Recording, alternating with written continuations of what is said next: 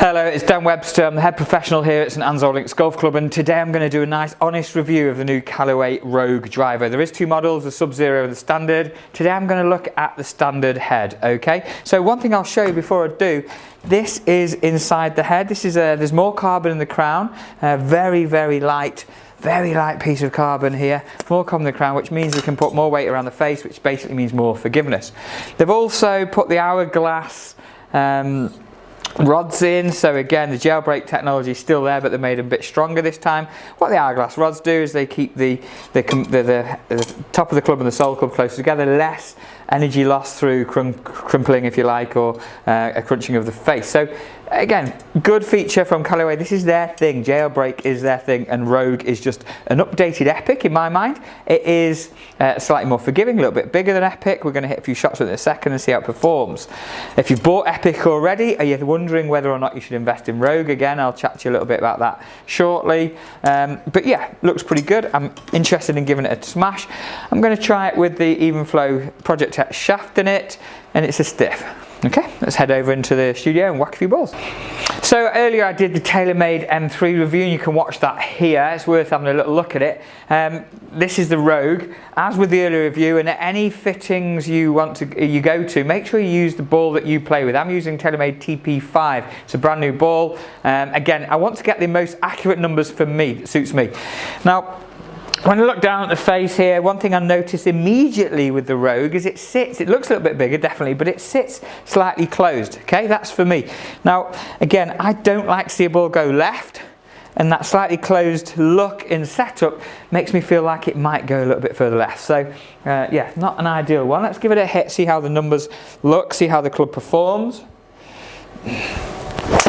Okay, felt good. And sure enough, that's gone a little bit left. Good number, 268 total. One thing about the Rogue head, there is no adjustability apart from the loft sleeve. So no adjustability in the head. There is on the Rogue Sub-Zero, which is the lower spinning head. You've got weights you can move around. Epic standard version, you could have a bit of adjustability. If you're looking for that, maybe to enhance the draw, help you draw it or help you fade it, this club doesn't have it. It is slightly bigger, and you can see that. You can certainly see the carbon on the top of the club. I like the look of the club. Makes me feel, again, when I see that left closed club face, it makes me feel like I've got to hit out to the right a little bit. Carry distance a little bit lower there. That strike, we'll look at strike in a minute. We've got HMT on. Strike wasn't great, but still gone okay. Dispersion's pretty good.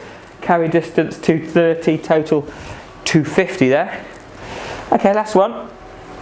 And we'll go back and look at the numbers. Okay, let's put a good swing on it. Okay, happy with that. It's probably the best one of the three.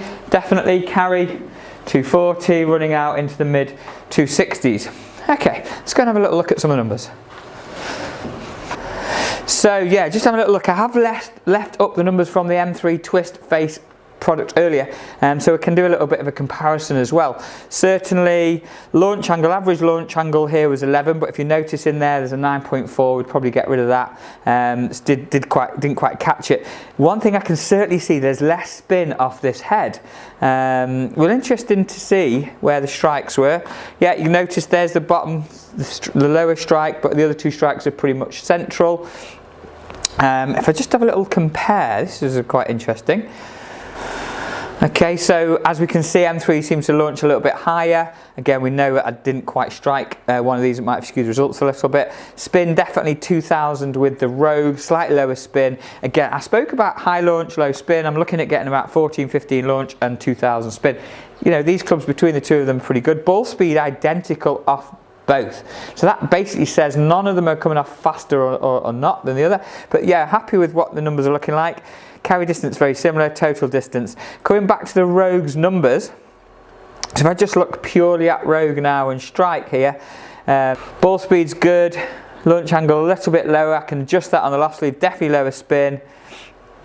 242 carry, 246 carry there, very similar, just rolling out a little bit more. Yeah, I mean, again, once I can't mention this enough. If you're looking for a driver that helps you play better golf, they don't exist. Make sure you get some coaching, spend some time getting custom fit. Put this club up against your own. For me, the new Rogue driver from Callaway certainly is forgiving. I didn't strike one of the shots that well, but the balls went quite nicely.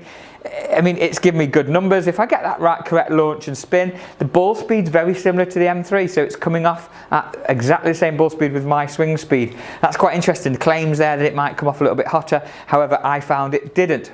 You may well find it does.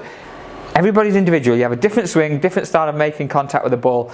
The club face is definitely forgiving. The jailbreak technology definitely works, but at the same time, are you looking for something that's going to make your game better? It's going to improve your golf. It could well do. Get custom fit, spend some time trying a few different products out. We could probably increase the launch angle. As you see, that was a bit too low. Increase the launch angle by tweaking the loft on the head. I'll do an exercise, I'll do a video about that following up. But yeah, for me, Rogue's a nice product. Is it right for you? The only way to find out is get custom fit, spend some time with an expert and learn a bit about your game. Thanks for watching. If you've enjoyed the content, please like and subscribe and share it. Next review will probably be about one of the next products, the M4 driver, so look out for that coming soon.